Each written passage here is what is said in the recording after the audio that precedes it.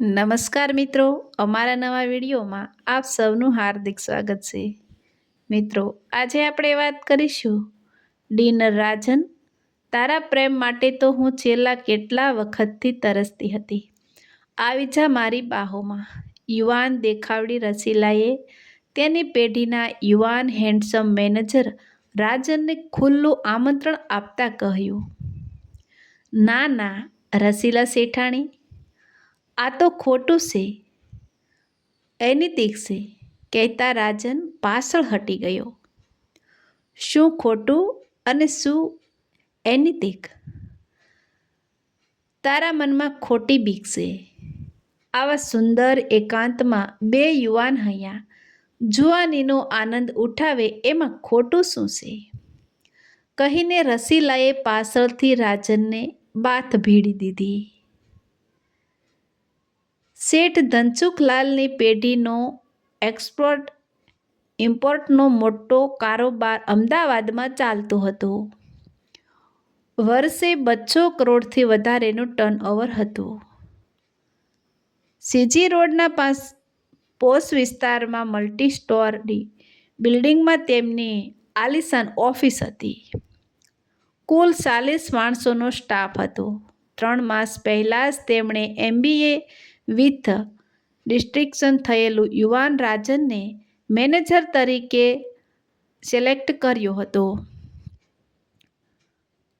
કસરતિયલ માસોમેદ જેવું રાજનનું વ્યક્તિત્વ આકર્ષક હતું. જે કોઈ તેને જુએ કે તેના તરફ ખેંચાઈ જતું હતું. રાજન ગરીબ મા બાપનો એક જ પુત્ર હતો. કલોલ પાસેના ગામડામાંથી અમદાવાદ આગળ MBA કરવા આવ્યો હતો. ત્યારે તેની મહત્વાકાંક્ષાઓ બહુ જ ઊંચી હતી. તેમાં આટલી મોટી પેઢીમાં પહેલા જ ઇન્ટરવ્યૂમાં તે મેનેજરના પદ માટે પસંદગી પામતા જ રાજીનો રેડ થઈ ગયો. તેણે ધનસુખલાલ શેઠને જોઈન્ટ થઈ પગે લાગતા જ કહ્યું હતું, શેઠ, હું નિષ્ઠાપૂર્વક કામ કરી પેઢીને ઓર ઉપર લઈ જઈશ. તારી નિષ્ઠા, કાર્યદક્ષતા અને ચારિત્ર્ય માટે મને કોઈ સંદેહ નથી. તું ચોક્કસ સફળ થઈશ. શેઠે પણ ખુશ થઈ આશીર્વાદ આપતા કહ્યું. શેઠની એકની એક જુવાન પુત્રી રસીલા વધારે પડતા લાડકોડથી જિદ્દી અને સ્વસંદી બની ગઈ હતી. અનાયાસે રવિવારે બપોરે રાજન કંપનીના કામે શેઠને મળવા આવ્યો ત્યારે ઘરમાં રસીલા સિવાય કોઈ હતું નહીં. શેઠ શેઠાણી અંગત કામે બહાર ગયા હતા અને નોકર કામ પતાવી ઘરે ગયો હતો. આવા એકાંતમાં જુવાન રસીલાનો આવેગ ઉછાળા મારી રહ્યો હતો. જો તું ના પાડીશ તો હું પપ્પાને મારા ઉપર જબરજસ્તી કરીને ફરિયાદ કરીશ તો તારી નોકરી જતી રહેશે. રસીલાએ આવેગના ઉન્માદમાં બફાટ કર્યો. રાજન ગભરાઈ ગયો. આવી સરસ નોકરી તે ગુમાવવા તૈયાર ન હતો. કરવું શું? વધારે પ્રેમ દર્શાવવા રસીલાએ પૂછ્યું, તું આટલો સુંદર અને યુવાન છે તો લગ્ન થયા છે કે નહીં? ના મેડમ. ગયા વર્ષે મુંબઈ ગયો ત્યારે રેડ લાઇટ એરિયામાં 2-3 વખત જવાથી હું HIV પોઝિટિવ બની ગયો છું. તેથી સામેવાળી છોકરીની જિંદગી કઈ રીતે બગાડાય? રાજને ડરતા ડરતા કહ્યું, હે, HIV પોઝિટિવ છે તું? કહેતા રસીલાનો કામાવેગ ઠંડો પડી ગયો. તે કપડાં ઠીક કરીને બાજુના રૂમમાં જતી રહી. રાજન પણ શાંતિથી શેઠના નવરંગપુરાના બંગલામાંથી જતો રહ્યો. 1 વર્ષ સુધી રાજન અને રસીલા એકબીજાને કંપની ઓફિસમાં મળે તો જાણે ઓળખતા જ નથી એવી વર્તણૂક કરી નીચું જોઈ જતા રહેતા. શેઠ તનચુકલાલ અને તેમના પત્ની રાજનની હોશિયારી, કાર્યદક્ષતા અને પર્સનાલિટીથી પ્રભાવિત થઈ ગયા હતા. તેમની બંનેને યુવાન દીકરી રસીલાની બહુ ચિંતા રહેતી હતી. સાપના ભારાને કેટલા દિવસ ઘરમાં રખાય? તેમણે ધીમેથી દીકરીના મનની વાત જાણવા પ્રયત્ન કર્યો.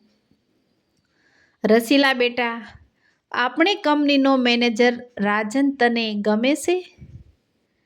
કેમ પૂછો છો પપ્પા? રસીલાએ પૂછ્યું. તે આપણી જ્ઞાતિનો જ છે. જો વિચાર હોય તો તારી વાત મૂકીએ. એ ના નહીં પાડે, શેઠે કહ્યું.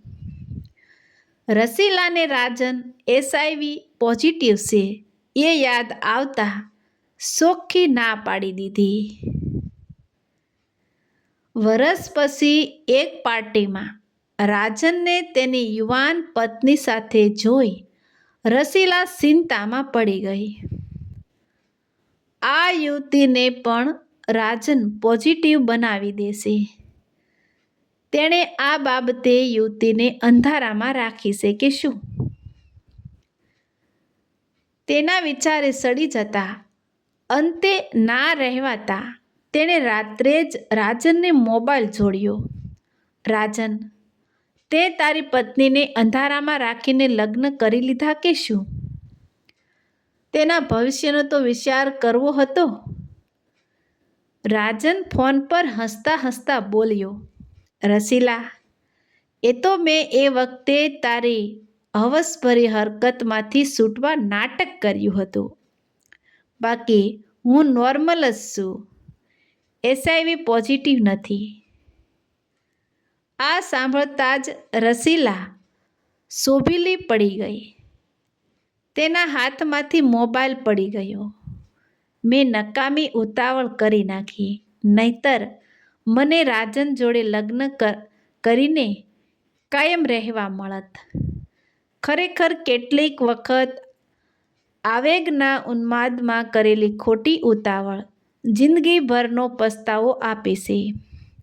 તરુણાવસ્થામાં જુવાનીના આવેગ ઉછાળા મારે ત્યારે તેને વશ ન થતાં સમજણપૂર્વક આગળ વધવાની સફળતા મળવાની જ છે. તો મિત્રો, આવા જ નવા વિડીયો જોવા માટે અમારી ચેનલ લાઇક, શેર અને સબસ્ક્રાઈબ કરજો. વિડીયો સાંભળવા બદલ ખૂબ ખૂબ ધન્યવાદ. તો મિત્રો, કેવી લાગી આ વાત તે તમારો પ્રતિભાવ કોમેન્ટમાં જણાવજો.